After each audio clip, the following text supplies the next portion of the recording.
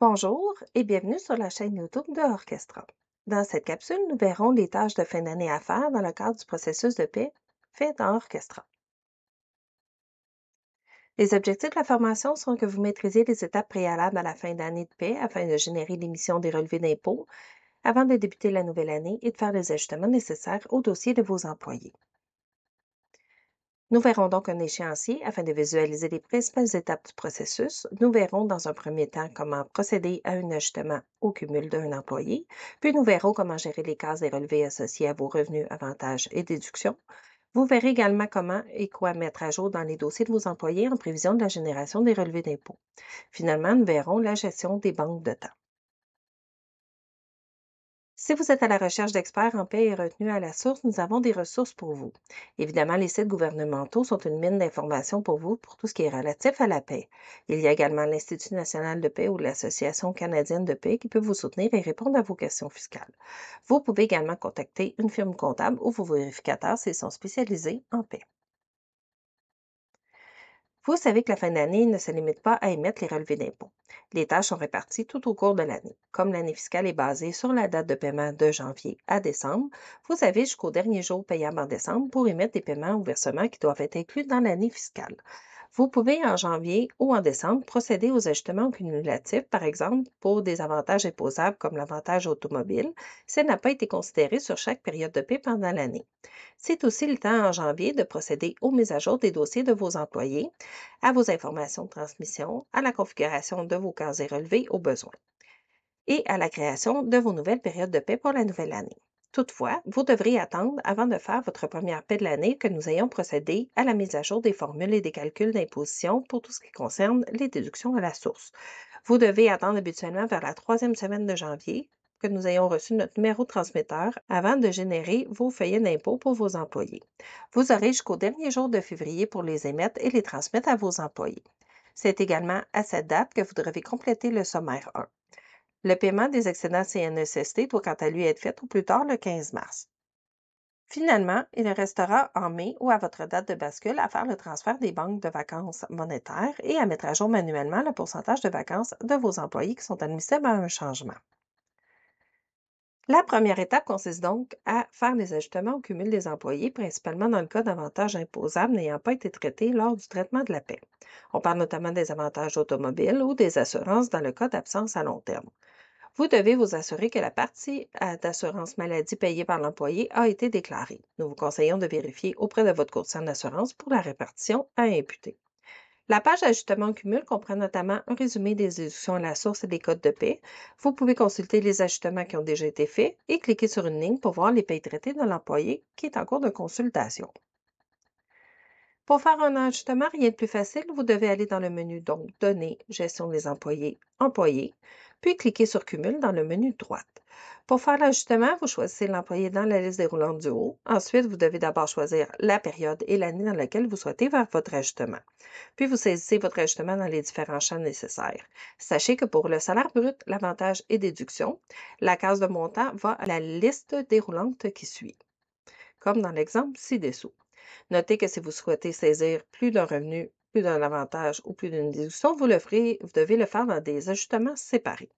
Quand votre ajustement est complété, vous devez cliquer sur Ajuster dans le menu de gauche pour que ça prenne effet dans le tableau qui suit.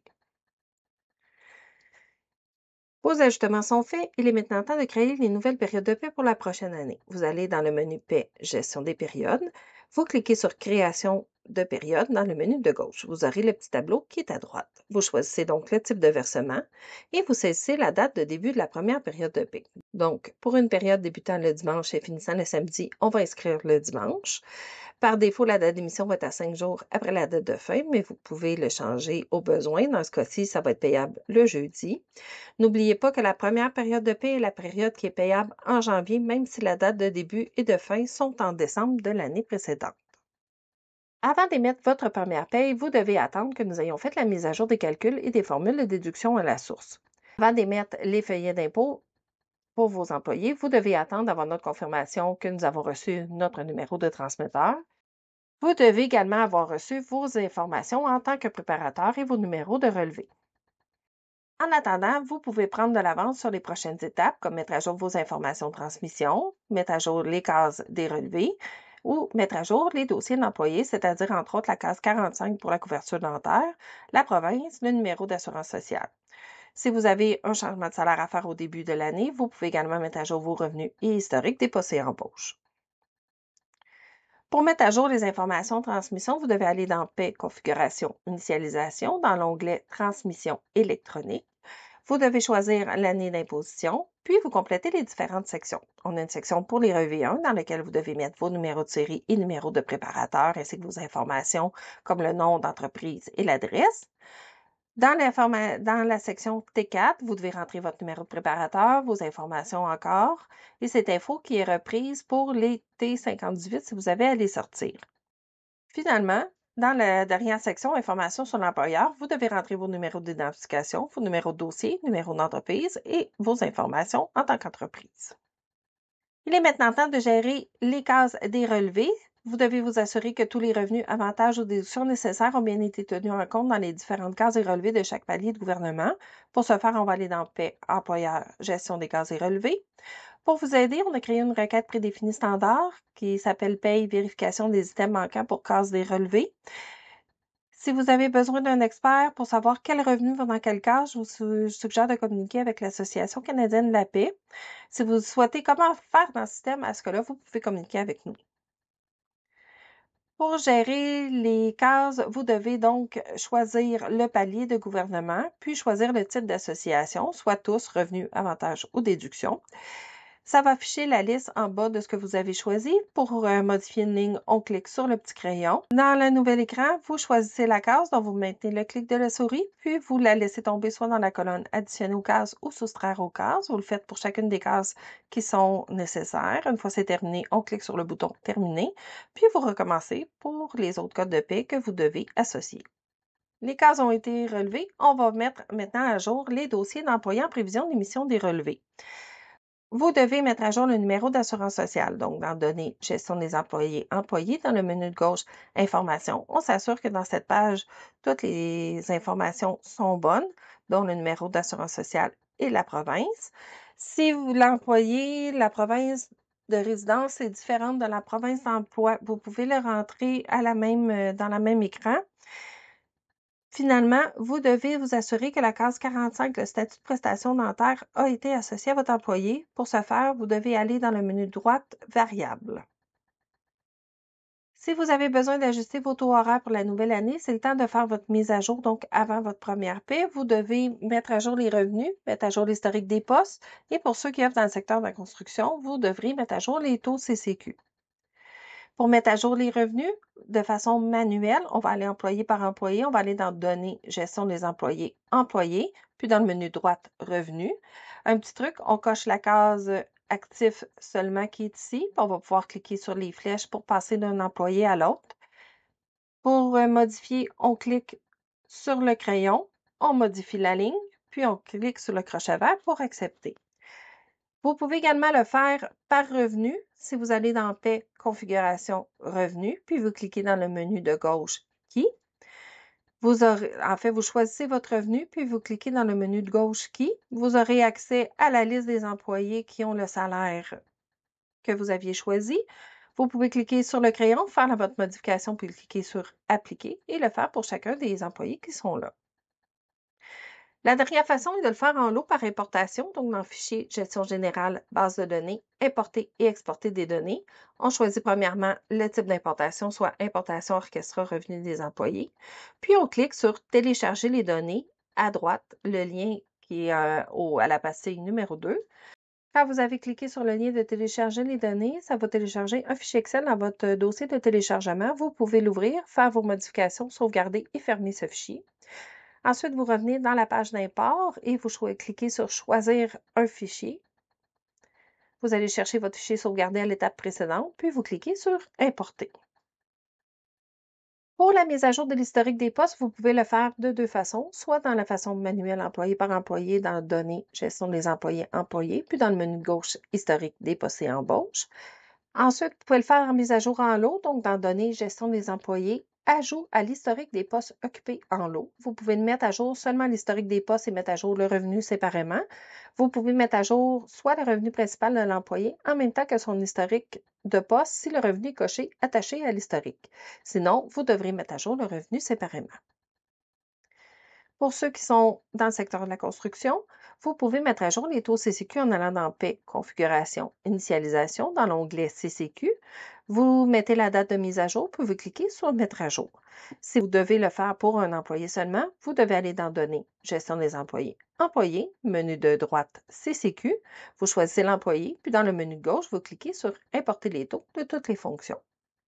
C'est maintenant temps de créer votre première paye. Donc, vous avez eu notre approbation, c'est-à-dire qu'on a reçu notre numéro de transmetteur, on a mis à jour les calculs de paie, les périodes de paie sont créées, vous avez donc vos nouveaux taux en vigueur pour les revenus. Si votre date de bascule est au 31 décembre, c'est important de l'avoir déjà fait. On va le voir plus tard comment le faire. Vous pouvez donc générer votre première paye pour la nouvelle année. On est maintenant en temps de générer les feuillets d'impôt. Donc, on se souvient que la date de limite est le dernier jour de février. On va aller dans Paie, Employeur, Gestion des relevés 1 et T4. Vous choisissez d'abord l'année à produire dans la liste déroulante du haut. Puis, vous vous assurez que les onglets Numéro de série, Fichier et Revenu maximum sont à jour. Pour générer les relevés, on va choisir le filtre. Comme vous voyez, la liste déroulante ne détermine pas que vous êtes en mode un employé. C'est le bouton radio qui fait la différence. Donc, à droite, on est en mode un employé parce que le bouton de radio a été saisi et il y a quelqu'un dans la liste. Si vous voulez tous les employés, donc on est en mode tous, même si un employé est sélectionné dans la liste, c'est tous les employés qui vont apparaître.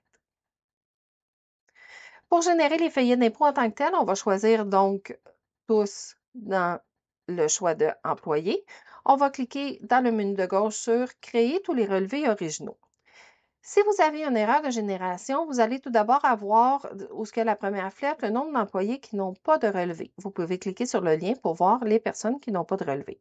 Vous allez avoir également un message d'erreur en bas. Donc, des erreurs sont survenues lors du traitement. Ça va vous dire quel relevé qui est en erreur. Vous pouvez cliquer dessus pour voir les erreurs afin de les corriger puis de pouvoir soumettre à nouveau les relevés originaux. Pour vérifier vos données, il est possible d'exporter les données des relevés pour validation en Excel.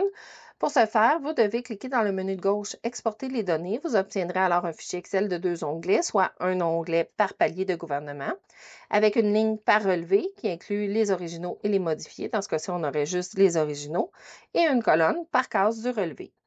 Le fichier va ressembler à l'exemple que vous voyez ci-dessous.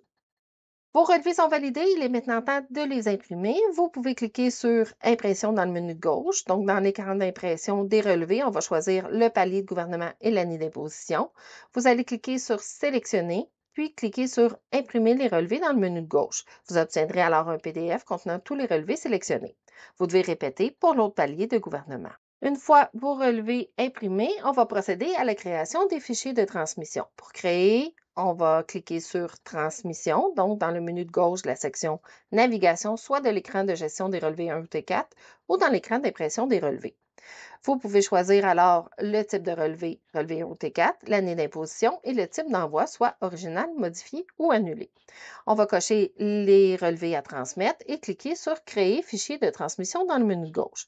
Vous recommencez donc pour l'autre palier de gouvernement ou d'autres types d'envoi si c'est nécessaire.